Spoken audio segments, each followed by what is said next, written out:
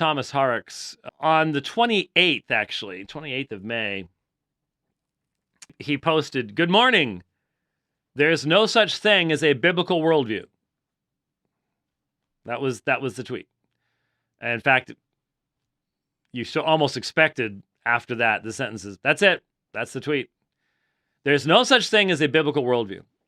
Now, of course, all sorts of folks are responding to that and going, what on earth are you talking about? But you have to step back and ask the question, why would someone who pastors a church actually say there's no such thing as a biblical worldview? Well, okay, let's be honest.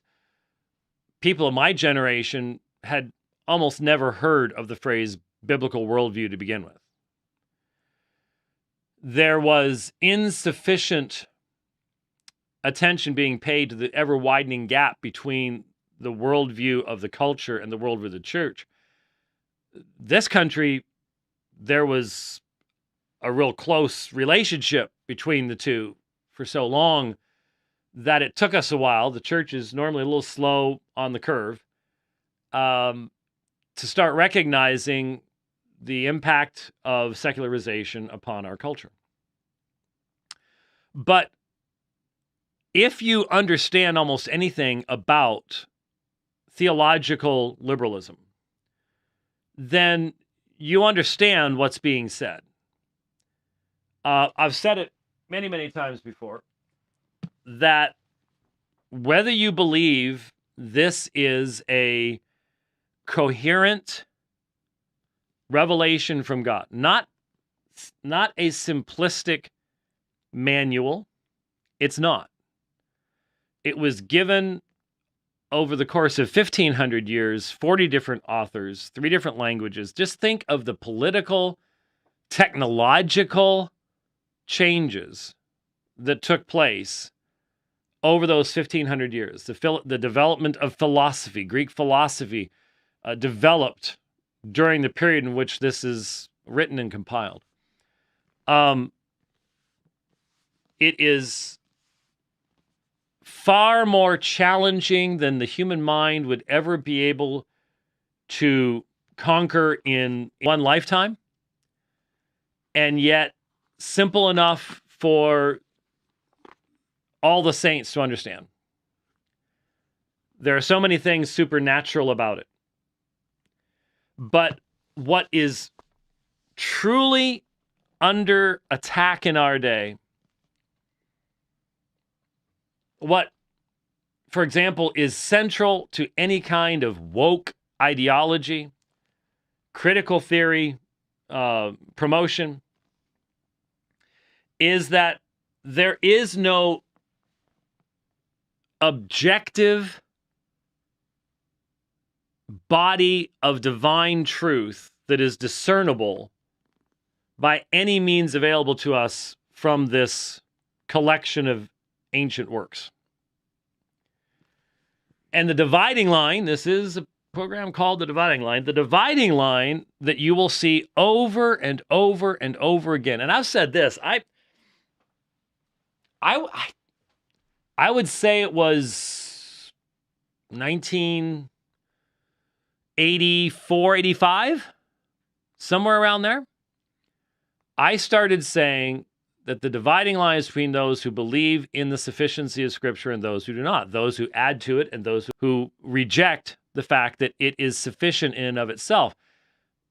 But at that point in my life, I couldn't possibly see how central that would be and all the application that would be made of that reality. But you're seeing that right now. And if you'll sit back and if you'll watch what's going on, if you'll see what's going to happen at the SBC, if you listen carefully to what's being said on the real issues, not on all the side stuff and the people throwing dust in the air and everything else, but dig down to the real issues. What it comes down to is not just the doctrine of inerrancy, though that is vital and central. It comes down to whether you believe that, whether you basically have the same view of Scripture that Jesus did. Because Jesus' view of Scripture as derived from Scripture itself is very, very clear. And if you go to get an education at seminaries and colleges that do not have the highest view of Scripture, then you will have it instilled within you that there are cracks in the foundation, and a cracked foundation will never be able to sustain the full body of Christian theology that is built upon it. It will collapse at some point. And we are seeing that now that serious pressure is being brought to bear against the Christian worldview by secularism, which is a religious worldview that is as opposed to the claims of Christ as anything can be. Now, when we said that in the 1990s, most people just sort of sat back and it's like, well, I'm not really seeing that. But now, when you see athletes who are pretending to be women, winning all the records in feats of strength, weightlifting, cycling, running, track and field, etc., and the culture demanding that you celebrate this, now all of a sudden you're starting to see, oh, there really is an impact as to what worldview you're going to hold. So here, Thomas Horrocks, here is a man who calls himself a Christian. And yet he says to the world, I have no worldview to offer you. I'll take yours, thank you, because I don't have one. I don't have a clear word from God. Oh, I think this Bible thing has some great things to say, but,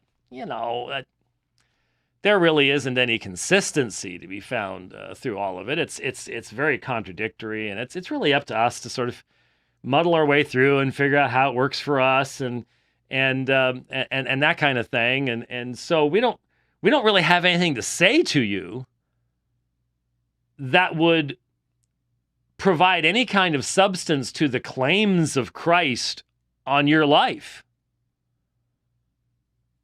I mean, I'm sure he'll say Jesus is Lord, but what does that mean? If you read his timeline, all sorts of stuff about, we've approached abortion all wrong, and it's just your standard leftist drivel along those lines, and it has to be, because if you don't have a worldview here, then you got to cobble something together from whatever you cobble stuff together, and that's what the secularists are doing too. That's all they've really got as well. And so you need to understand what is going on at the SBC. Was it next week, I think? I think what's going on at the SBC next week. The woke CRT progressive future split of the SBC is heading straight for Thomas Horrocks. Heading straight for there's no such thing as a biblical worldview. That's where it goes. That's where the candidates go. That's where the professors go. That's where the schools go. That's where they're headed. That's where this stuff really matters.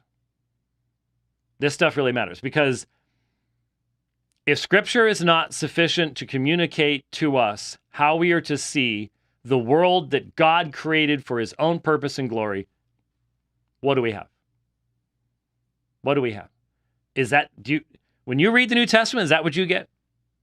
Hey, we're just sort of making stuff up as we go along here. No, that's not what's there. So a lot of people saw that, and it's like, what are you talking about? But there's a reason for it. And the reason goes back to your fundamental view of what Scripture is. And once you embrace the idea that Scripture is a contradictory, inconsistent, like this part, don't like that part, collection of ancient works, rather than a divine body of revelation that has a fundamentally consistent meaning, not a surface level meaning. I've talked about this many, many times. The deep themes of Scripture that you see coming up in books and between books and things like that. We've talked about it many times. Once you buy into that view of Scripture, that you have to find other ways of holding it all together. And you end up with no real worldview at all.